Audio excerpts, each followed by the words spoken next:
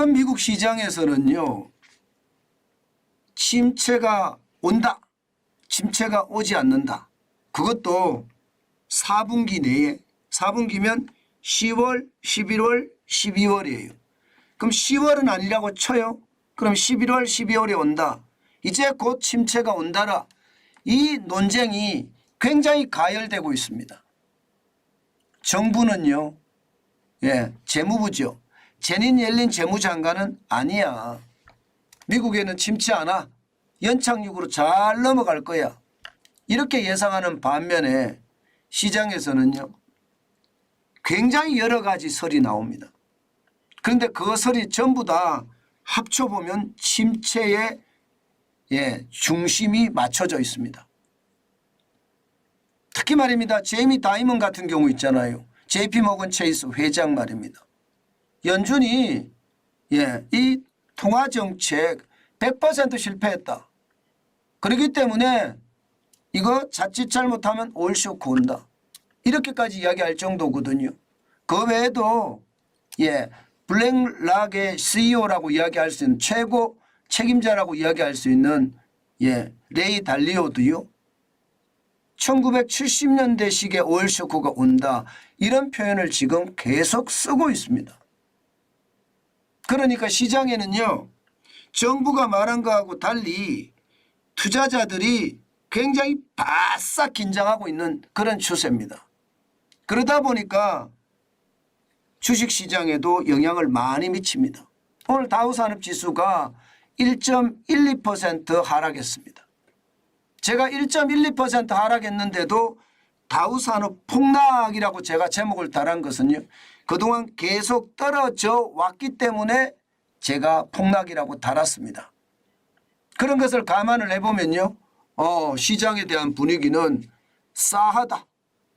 이게 침체의 어떤 조짐이다.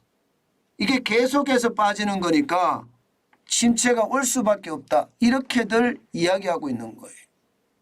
실질적으로 다우산업 지수를 보면 말입니다. 1.12%가 빠졌는데 시장과 동시에, 시장의 개장과 동시에 떨어지기 시작하더니 인정사정 없이 떨어졌습니다. 그만큼 말입니다. 많이 떨어졌다는 이야기죠.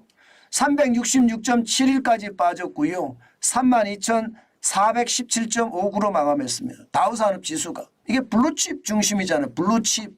블루칩이라는 것은 잘 나가는 주식, 좋은 주식이라는 뜻이에요. 그런 주식들이 모여있는 다우산업지수가 이렇게 1.12% 떨어졌다는 것은 누적적으로 보면 급락이고 폭락입니다. 그 바람에 시장에 대한 우려감을 더 키우고 있는 거다. 이렇게 보면 될 것 같습니다. 대형주 중심의 S&P 500도 마찬가지입니다. 0.48이 빠졌는데 막판에 지금 올라와서 0.48입니다. 19.86이 빠졌고요. 이게 뭐 4,300이 넘었었는데 이제는요, 4,000이 깨질까 걱정해야 될 판이에요. 4,117.37로 마감했습니다. 대형주 중심이 이렇거든요. 여기에다가 기술주 중심의 나스닥은요, 이게 강보합으로 마감을 했습니다. 강보합. 0.38% 올랐고요.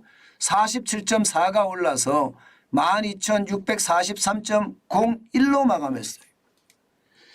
사실 오늘 시장을 보면 말입니다. 오늘 시장은 올라갔어야 정상이에요. 계속 떨어졌었기 때문에 기술적 반등이라는 것도 있는 거거든요. 너무 떨어졌기 때문에 올라간다 하는 그런 기술적 반등도 있어야 되는데 그렇지도 못했다는 뜻입니다. 게다가 말입니다. 미국의 중앙은행인 연방준비제도가 제일 좋아하는 물가지표가 PC 물가지표입니다. 개인 소비지출 물가지수인데 이 지수를 보고 금리를 올릴 거냐 안 올릴 거냐 결정하거든요. 그런데 9월에 보면 3.4%입니다. 8월에 3.5%보다가 줄어들었어요. 금리를 안 올리겠네. 금리를 동결하겠네. 이런 생각을 충분히 할 수 있죠.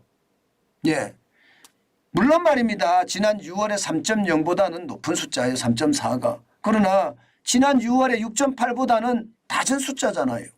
게다가 9월에 이게 3.4니까 이게 떨어지는 모양새가 보였다는 겁니다. 게다가 그는 개인 소비 지출 물가 지수도 3.9에서 3.7로 떨어졌습니다.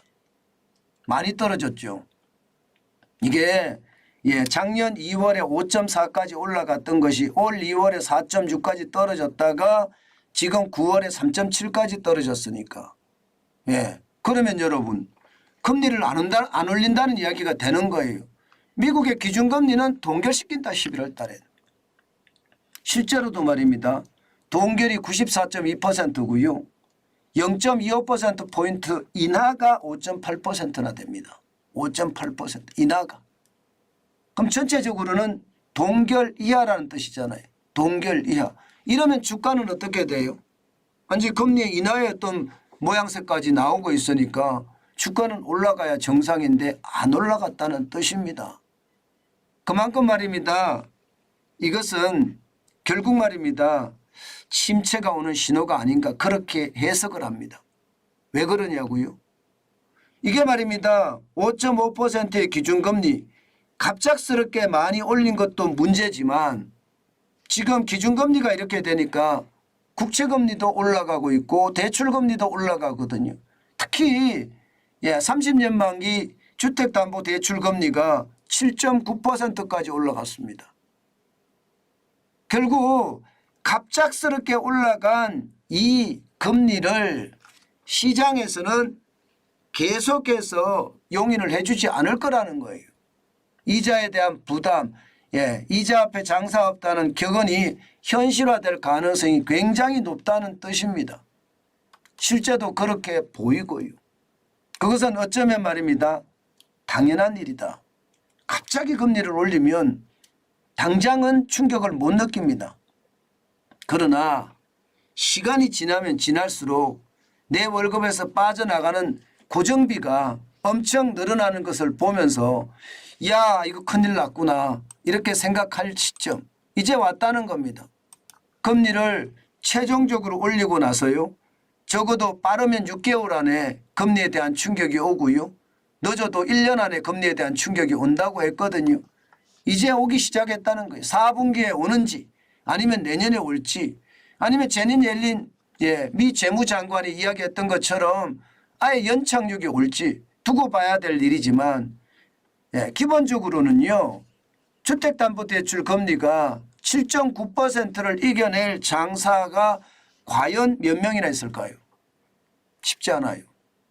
그렇기 때문에 이거는 대침체의 어떤 시작이 아니겠느냐 이런 얘기까지도 나오는 중입니다. 여기에다가 이스라엘의 전운 이게 어떻게 바뀔지 굉장히 중요한 요소거든요. 만약에 말입니다. 이스라엘의 상황이 나빠지면 나빠질수록 더 최악이 될 수도 있다는 것 대부분이 인지하고 있습니다. 그래서 시장은요 여러분 이게 제가 느끼기에는요 극단적으로 조심하는 것 같습니다. 극단적으로 조심한다는 제 표현 자체가 과할 수도 있어요. 근데 저는 과하다고 생각하지 않습니다. 왜 과하다고 생각하지 않느냐. 그 정도로 투자자들은 지금 굉장히 고민을 하고 있다는 뜻입니다. 우리 시장도 저는 마찬가지라고 봅니다. 미국 시장이 저렇게 되면요. 우리 시장에도 영향을 많이 미칠 거예요. 지금 우리 수출이 미국 시장으로 이제 중국 다음인데 중국과 격차가 별로 안 납니다. 한때는요. 중국이 28%까지 올라가고요. 미국이 10% 겨우 넘었었을 때도 있거든요. 그런데 지금은요. 지금 중국이 한 19.4% 정도 되고요. 미국은요. 18.1% 정도 됩니다. 거의 따라 붙었습니다. 그렇기 때문에 미국 경제가 부러진다. 우리 경제도 같이 영향을 받을 수밖에 없습니다. 우리는 수출을 중국에도 많이 하고 미국에도 많이 하기 때문에 이럴 땐 여러분 조심하는 게 최고입니다. 제가 계속해서 말씀을 드려요. 많은 분들이 굉장히 굉장히 용감하게 주식을 사들이는 경향이 많은데요. 진짜 조심하셔야 돼요. 이럴 때는요. 시장이 어떻게 변할지 모르기 때문에 조심이 최선입니다.